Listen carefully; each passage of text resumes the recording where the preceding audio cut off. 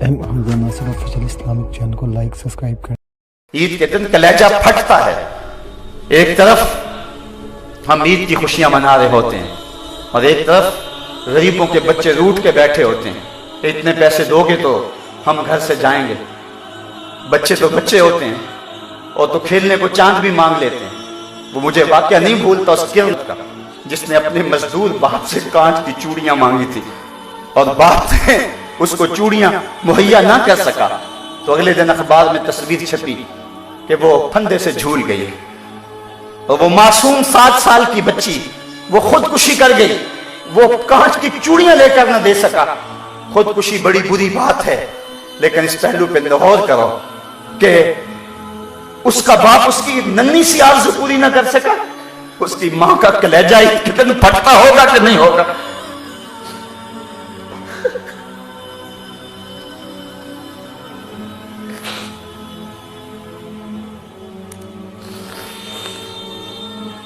आली नस्ल कोठियों में रहने वालों, गरीबों की झोंपड़ियों को भी देखो।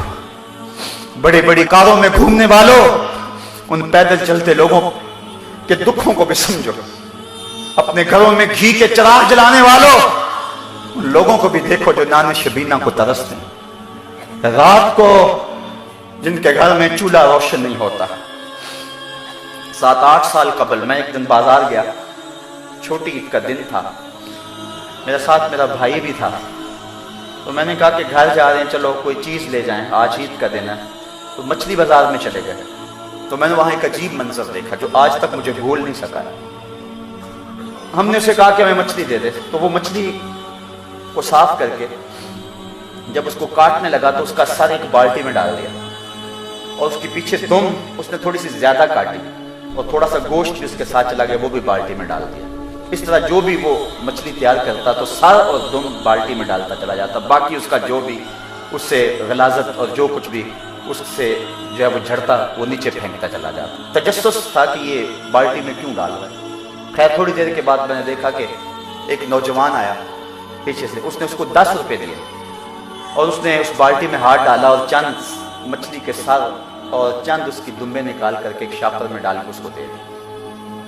हैरान सा हो गया कि इसने ये क्या कर दिया। ख्याल था कि शायद ये कोई नौजवान सा है, शायद कोई कबूतरों को डालता होगा, कोई ऐसा मामला होगा, इसका कोई कबूतर की ग़िज़ा बनाता होगा। लेकिन इसके बावजूद जो है वो तजस्सुस बढ़ता गया। मुझसे ना रहा गया, मैं उसके पीछे चला गया। मैंने कहा कि नौजवान इसको क्या करेगा। तो उसकी नज़रें थोड़ी सी झुकी और मुझे कहने लगा इसका शोरबा बनाऊंगा और मछली का मज़ा मिल जाता है इससे।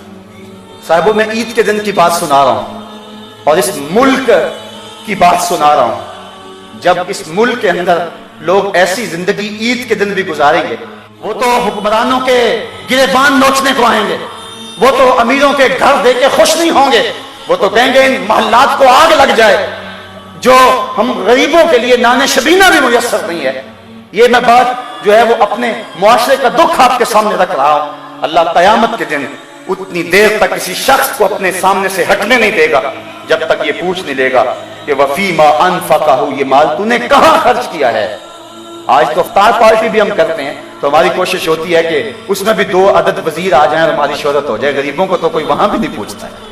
वलीमा होता है तो उस वक्त भी हम फरिश्त बनाते हैं तो कहते हैं उन लोगों को बुलाएं कि जिनकी वजह से हमारे घर की जीनत बने और कहीं फला लोग आए हुए हैं। कभी गरीबों को भी ख्याल किया। नासिर ऑफिशियल इस्लामिक चैनल को लाइक सब्सक्राइब करें।